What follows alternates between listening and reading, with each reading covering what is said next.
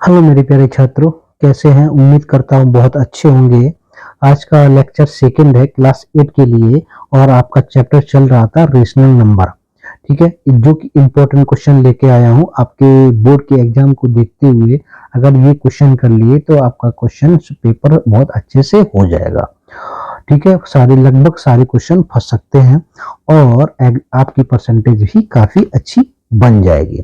ठीक है, तो वीडियो को स्टार्ट करता हूँ। स्टार्ट करने से पहले प्लीज चैनल को लाइक एंड सब्सक्राइब कर दीजिएगा एंड शेयर करना मत भूलिएगा। ठीक है, तो आज का फर्स्ट क्वेश्चन है और वैसे मैं क्वेश्चन करा चुका हूँ। ये प्रीवियस वीडियो देख लीजिएगा, क्वेश्चन नंबर 2 तक काफी इंपॉर्टेंट है, प्लीज विजिट कर लीजिएगा। और ज्यादा मैं बड़ा लेक्चर बनाता नहीं हूँ, काफी बच्चे छोटे हैं तो बोर हो जाते हैं, तो छोटा ही लेक्चर बना रहा हूँ। ठीक है, तो पहला क्वेश्चन है equivalent of the rational number of 2/3। तो 2/3 की समतुल परमेय संख्या क्या होगी? तो समतुल परमेय संख्या क्या होती है, मतलब इक्विवेलेंट क्या होती है? इक्विवेलेंट वो संख्या होती है जिसका, जैसे कि 2/3 है, 2/3 में अगर मैंने इसमें न्यूमरेटर और डिनोमिनेटर मतलब अंश और हर में सेम संख्या से मल्टीप्लाई कर दे, जैसे 4 से किया, 4 से इसमें किया, तो ये हमारा इक्विवेलेंट संख्या बन जाएगी। जैसे 4 2 जा 8 और 4 3 जा 12, तो 2/3 की ये एक इक्विवेलेंट संख्या बन जाएगी। मतलब इसको अगर मैं डिवाइड करूं, मतलब सिंप्लीफाई करूं, तो हमारी ये जो संख्या है यही आनी चाहिए। जैसे ये मैंने संख्या ले ली, ठीक है। अब अगर मैं इसको सिंप्लीफाई करता हूं, तो ये अगर इसके बराबर आ गई तो ये इक्विवेलेंट संख्या है किसका? इसका। अगर ये बराबर नहीं आई तो ये इक्विवेलेंट संख्या नहीं है। देखिए, इसे 8 से सीधा कर देता हूं। 8 2 जा 16 और 8 3 जा 24, तो ये क्या आ गई? ये संख्या है 2/3, तो ये 16/24 ये एक इक्विवेलेंट नंबर है किसका? 2/3 का। ठीक है, मतलब इक्विवेलेंट क्या होता है? अगर मैं संख्या को सिंप्लीफाई कर दूं और ये जो संख्या है वो उसके बराबर आ जाए, तो ये वो एक इक्विवेलेंट संख्या है। ठीक है, चलिए नेक्स्ट क्वेश्चन है additive identity of the rational number. आपको रेशनल नंबर दिया है 7/8, परमेय संख्या का योज्य तस्मक ज्ञात कीजिए। तो योज्य तस्मक क्या होता है? परमेय संख्या का योज्य दशमलव एडिटिव आइडेंटिटी क्या होता है?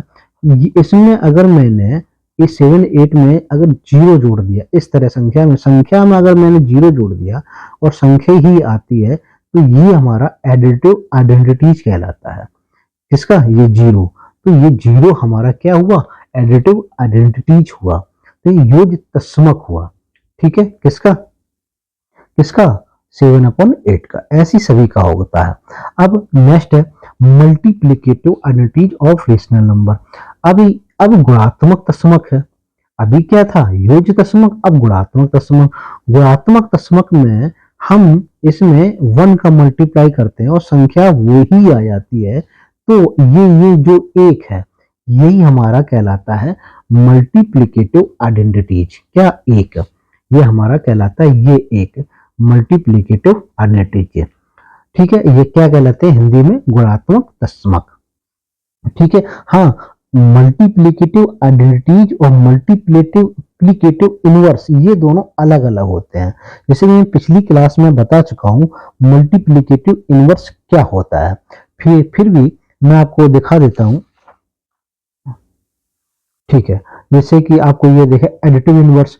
एडिटिव इनवर्स में जो भी संख्या है उसके आगे में माइनस का साइन लगा देता था। जैसे कि -5/8 है, ब्रैकेट में इसके आगे हमने माइनस का साइन लगा दिया, तो क्या हो जाएगा? माइनस, ब्रैकेट हटाएंगे, माइनस इंटू माइनस क्या हो जाएगा? प्लस में हो जाएगा।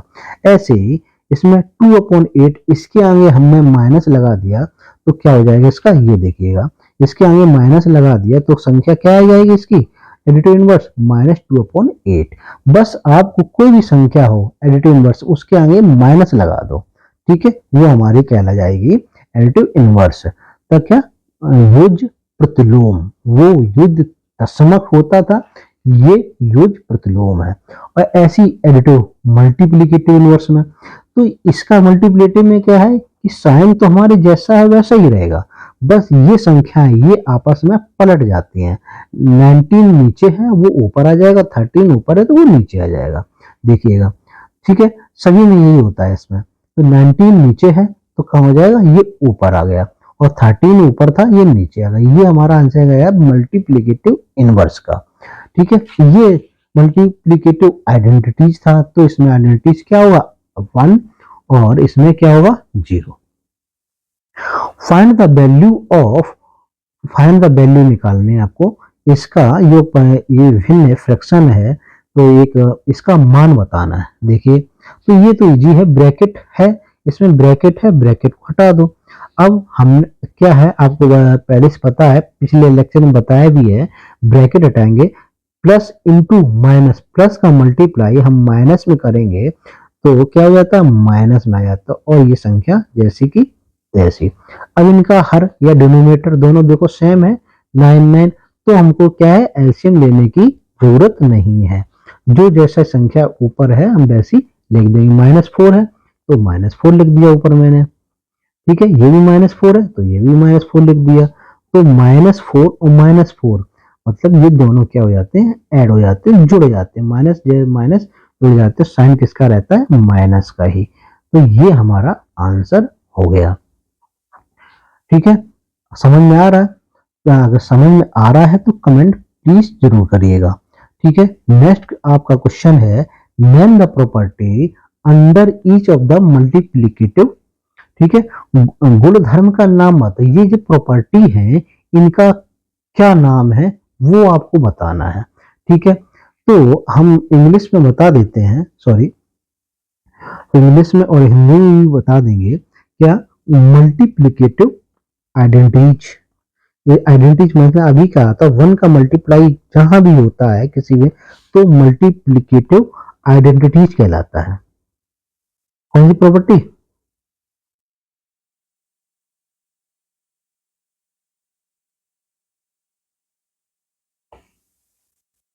आइडेंटिटी कहलाती है। ठीक है, तो ये हमारा गुणात्मक क्या बोलते हैं गुणात्मक तत्सम। ठीक है, त्या तत्समक इसको हम कहते हैं गुणात्मक तत्सम या गुणात्मक तत्समक। ठीक है, अब ये हमारा ये देखिएगा, अगर कोई संख्या पहले और दूसरे है, देखो मल्टीप्लाई हो गई हो रही है, और इक्वल में जो संख्या जो बाद की है वो पहले आ रही है, जो संख्या बाद में लिखी है वो पहले आ रही है, पहले वाली वो बाद में जा रही है। तो इस तरह संख्या बदलने पर इसको कहते हैं कौन सी property commutated property. Commu commutated टेटिव commutative property property commutative property. अब ये देखिएगा, अगर कोई संख्या है जैसे कि 19/21 है और मल्टीप्लाई करके जस्ट इसके अपोजिट या उल्टे में लिखी है, जैसे कि 19 नीचे है ऊपर आ गया, ठीक है, डिनोमिनेटर है न्यूमरेटर में आ गया, हर में है अंश में आ गया। ठीक है, तो और जो नीचे ऊपर वाली संख्या वो नीचे आ गई, और इसका आंसर क्या है 1।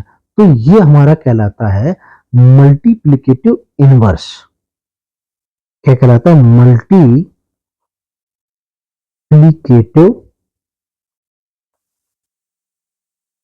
इनवर्स। हिंदी में बोले तो गुणात्मक प्रतिलोम। क्या कहलाता है गुणात्मक प्रतिलोम। ठीक है, आज के लिए इतना ही। ये लगभग चैप्टर में इतने ही इंपॉर्टेंट क्वेश्चन है, ज्यादा बड़ा चैप्टर है नहीं है, चैप्टर 1 क्वेश्चन नंबर। ठीक है, तो इस चैप्टर में लगभग सारे क्वेश्चन हो चुके हैं। अगर और भी इंपॉर्टेंट लगे मुझे तो मैं लेकर नया वीडियो के आ जाऊंगा इसके लिए। फिर अब नेक्स्ट क्लास चैप्टर 2 होगा। ठीक है, नेक्स्ट चैप्टर कराऊंगा, और मुझे लग रहा था ये क्वेश्चन थोड़े से इंपॉर्टेंट है इसलिए मैं ये लेक्चर लेके आया हूँ।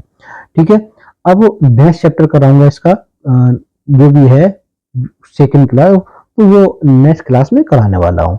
ठीक है, ऐसे सारे इंपॉर्टेंट क्वेश्चन होने वाले हैं, बेसिक्स पढ़ाने वाला हूँ। मन से पढ़िएगा, ध्यान से मन लगाइएगा पढ़ने में। ठीक है, थैंक यू सो मच।